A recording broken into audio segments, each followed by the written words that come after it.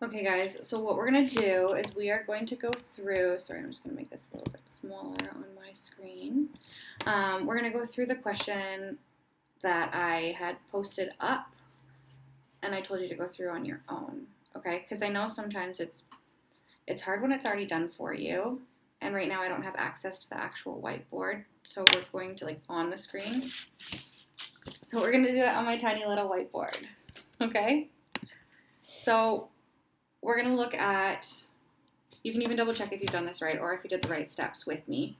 So we're going to look at this equation. Well, let's find the point of intersection of these two equations. That is what this is asking. Also, I hate being on camera.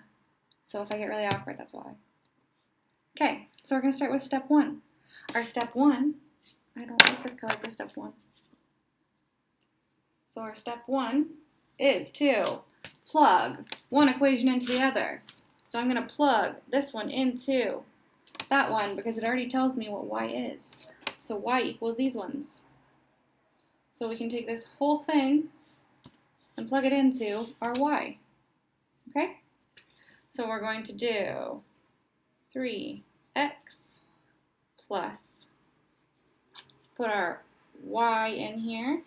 So insert our other equation.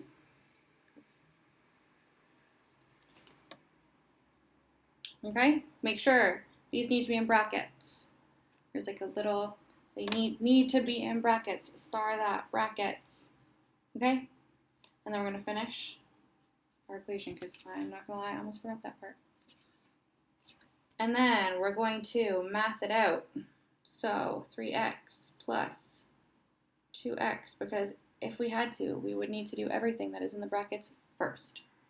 Okay, so 2x plus 1 equals 11. So now what we need to do is get the x all on one side and the numbers on the other. But our x's are already on this side. So we can just math those two together. So we have 3x plus 2x, ignore that right there. So 3 plus 2 is 5. So it is 5x plus 1 equals 11. So now what we need to do is we're trying to isolate x. We're trying to get x alone, because we want to find out what x is. So from here, we now have to get rid of this 1. So to get rid of this 1, we have to minus 1 from that side. And then whatever we do to the one side, we also have to do to the other side. Okay? So what this allows us to do is get rid of the 1 on this side and put it over here. So when we math this out, 5x equals 10. Okay? We now have to figure out what x is.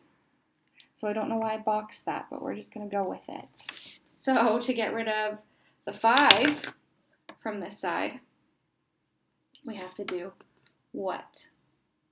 I'm doing steps 1 and 2 together, so we're just going to go 1 plus 2. So when we are multiplying 5 and x together, we have to divide it to get rid of it. So divide both sides by 5, which allows us to get rid of these 5's on this side, but because we divided on this side, we have to do it to both sides. Okay, because whatever you do to the left, you have to do to the right. So then that gives us x equals 2. I'm going to box that one, not the one above it, because we did not isolate x by that one. So our x equals 2. So now what we're going to do is step 3, because I'm silly and I put them together. So we're going to do step 3, which is taking what we just found and plugging it in to either one of our equations. So I'm going to choose the first one, just because to me it looks easier to do. So we're going to plug in I'm just going to write the equation down first. Okay, so that's our equation. And then we're going to take what we just found, our x equals,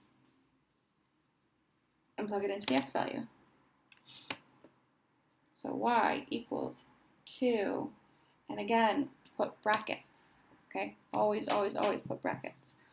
So 2 plus 1. And then we math it out. That's when whiteboard breaks. So y equals, you can use your calculator for this, I don't really care. 2 times 2, which is 4.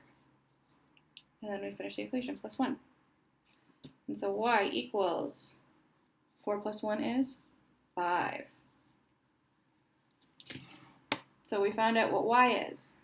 So our step 4 is to write our point of intersection. Step 4.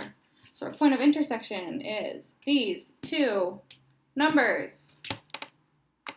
So our point of intersection is 2, 5. Now that math thing, and we did it. Okay, and we did it. It's crooked. So try your practice ones on your own, okay?